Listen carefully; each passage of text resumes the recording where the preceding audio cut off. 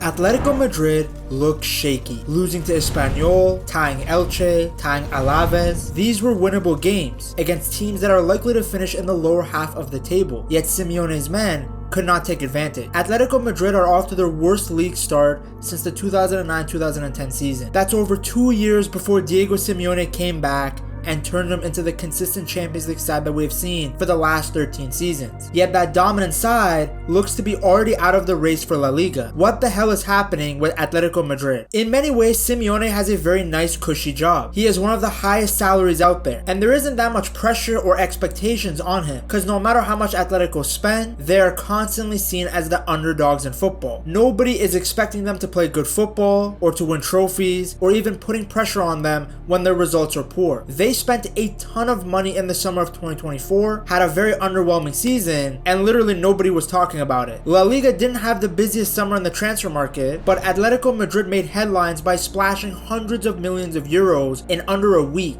The first one was the big one. The Athletic reported that they agreed a deal worth up to 95 million euros to sign Julian Alvarez from Manchester City. On top of that, they had already acquired Lenormand for 34.5 million euros, and then added Alexander Sorloth from Villarreal for 32 million euros after his 23-goal season. Lenormand was one of La Liga's most reliable defenders, fresh off winning the Euros. Sorloth was the second top goal scorer in La Liga in the 2024 season. Then, as if that wasn't enough, they also added Conor Gallagher to the team. That summer finally gave them a chance to go all in. A bunch of their high earners like Morata, Saul, Depay, Savic, Hermoso all left, which freed up wages. They also brought in money from sales like Mateus Cunha, Renan Lodi, and Yannick Carrasco. Felix and Samu also headed out, so suddenly the money was there. And this time it didn't feel like they were just reacting to players leaving, like in 2019 when Griezmann, Lucas Hernandez, and Rodri were sold. Back then they replaced stars because they had to. The 2024 summer though felt different. It felt like a reset. And the truth is they needed it. In the 2023 season, only one player under 24, Samuelino, played more than half of the league's minutes. Their starting 11 was the second oldest in La Liga. The squad was aging fast, and it showed. So after this big spending, fans were buzzing, and some even talked about a title push against the big boys. But in the end, all that spending didn't deliver. Atletico finished the season without a single trophy, and what's worse, it barely made headlines. The football world was too busy praising Barca and making fun of Real Madrid. No one really cared that Atletico had spent big and actually ended up being worse. All those signings, and they finished third, dropped out of the title race very quickly. Now you could argue they got robbed in the Champions League with the whole double touch thing, but at the end of the day, it was another forgettable season. Things haven't changed in the 2025-2026 season either. They had 74% possession in the second half against Alaves and managed just 4 shots on target for a total of 0.55 expected goal. Now people are very hesitant to provide any criticism to Simeone because of what he has built up the club. Football has seen many passionate managers, but none come close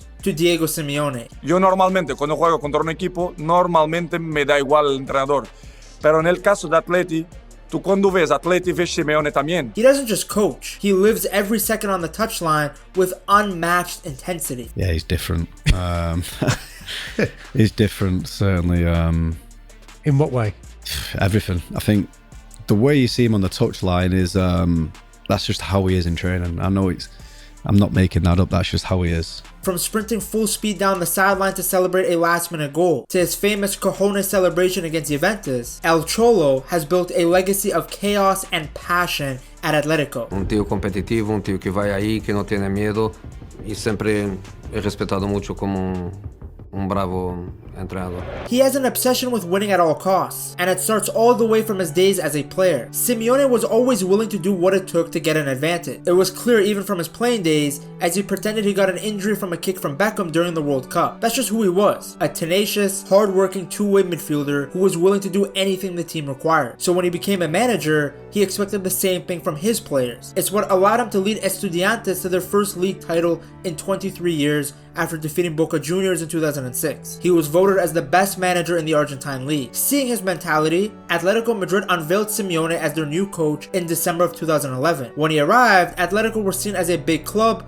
whose glory days were in the past, the Spanish Manchester United. The club was in chaos. They had gone through 5 managers in less than 3 years. They sat 10th in La Liga and had just been embarrassed by a third-tier club in the Copa del Rey. Again, so similar to Manchester United. The golden generation of Sergio Aguero and David De Gea had left for England, and the club lacked identity, stability, and frankly direction. With Barca and Real Madrid being in their prime, it seemed that La Liga was only a 2-horse race with no chance of being disrupted. But Simeone's arrival marked a revolution. In his first 6 games, Atletico kept 6 straight clean sheets, setting the tone for what would become one of the most disciplined and tenacious teams in football history. By the end of that season, they had already lifted silverware, defeating Bilbao 3-0 in the Europa League final. Simeone didn't just fix Atletico, he completely transformed them. On August 31st, 2012, they won the UEFA Super Cup with a dominant 4-1 win over Chelsea in Monaco. In La Liga, they had a strong start, finishing the first half of the season in 2nd place, ahead of Real Madrid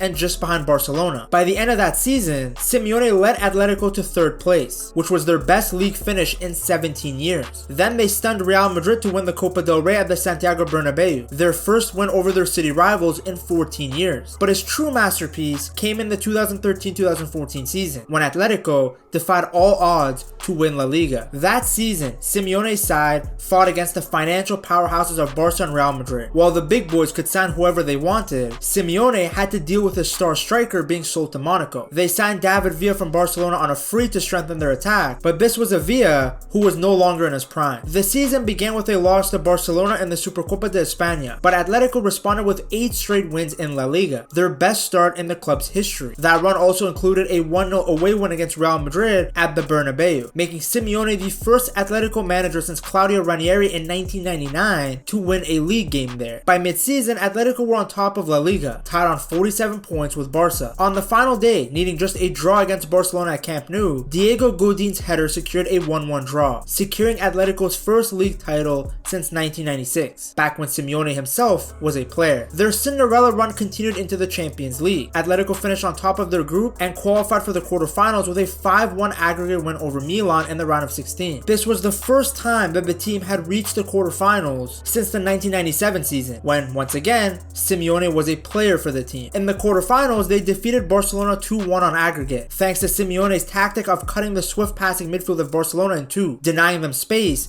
and isolating Xavi and Iniesta from the forwards Messi and Neymar. In the next round, they defeated Jose Mourinho's Chelsea before facing Real Madrid in the final. Atletico was the only undefeated team in the Champions League prior to the final, recording 9 wins and 3 draws. They also had the best defense in the competition, conceding only 6 goals in 12 matches. In the final, they led up until the 93rd minute, only for Sergio Ramos to break their hearts. The game sadly ended 4-1 in extra time for Real Madrid, but Atletico had firmly established themselves as European elite. Rather than falling away, Atletico became a powerhouse under Simeone, consistently finishing in the top 3. His team's identity was built on a relentless work ethic, defensive discipline, and counter-attacking football. They loved frustrating the opponent and thrived as the underdog. His rivalry with Real Madrid got worse and worse, as Los Blancos repeatedly blocked his path to European glory. Atletico lost to them again in the 2016 Champions League final, this time in a penalty shootout. But it was clear that Simeone had turned Atletico into a club that could challenge the best. In that same season, Atletico was the team with the best defensive record in Europe's Big 5 leagues, only allowing 18 goals scored against them in 38 La Liga games. Atletico was also the team with the most clean sheets in their games. In 2018, he delivered another Europa League title, even after being suspended for the final. In 2021, he had to reinvent Atletico's style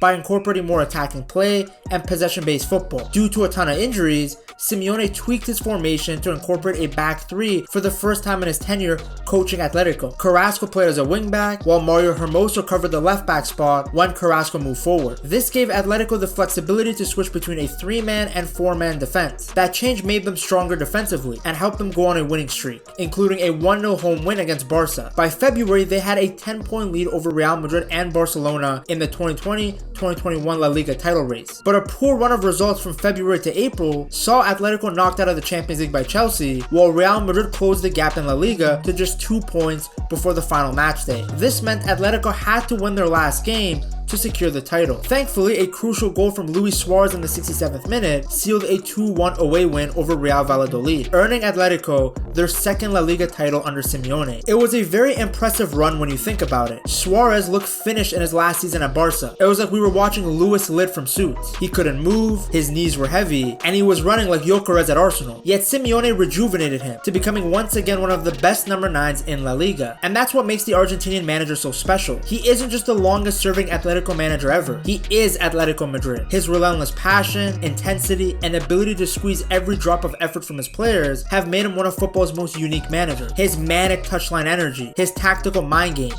and even theatrics, like sprinting down the sideline in celebration, or what he did against Juventus showing his balls, have defined an era of fearless football. Even as Atletico have evolved into a financial powerhouse, Simeone continues to fight against modern football's giants, adapting his team to stay competitive. In 2023, he extended his contract, cementing his place as one of football's last true one-club warriors. Simeone has won league titles for Atletico in an era where Spanish football was essentially a duopoly. He is responsible for 2 of their 4 major European trophies and 2 of their 3 Champions League/European Cup finals. He's arguably the most important figure in the club's history, and he's there now. So you can understand why people would be hesitant to give him the blame for Atletico's recent shortcomings. The club has spent a fortune just to stay in the same place. They were supposed to have spent that money to catch Barcelona and Real Madrid, but now they risk slipping behind the likes of Villarreal, Athletic Club, or Betis. They've been buying players in that 20 million euros to 40 million euros range, hoping a few of them will turn into 80 million euro stars down the line. It's all part of building up the club's value as Miguel Angel Gil looks to sell his majority stake. But that kind of plan takes years, and right now Atletico can't even beat Elche at home. They're already behind the big boys in the table, and the truth is the same issues that have haunted them for the past 4 years are still there. Simeone hasn't fixed them, no matter how many new signings have come in. They still can't break down low blocks. Their defending in their own box can be soft. A lot of players are being used out of position, and mentally they consistently crumble away from the Metropolitano. That's just not good enough. Whether you believe it should be a lot higher than this. Right now, Simeone looks like a man full of doubts. Are the players tuning him out after all these years? Maybe. Would missing out on Champions League mean the end of Simeone at Atletico? Possibly. But even if he did go, is the club really stable enough for a new coach to walk in and instantly fix things? Who can come in and do better than what he had done? And good luck pulling someone like Felipe Luis out of Flamengo while his team is flying in Brazil and still in the Copa Libertadores. Now, of course, having said all this, it's still very early days. As we get further in the year, the league and Champions League tables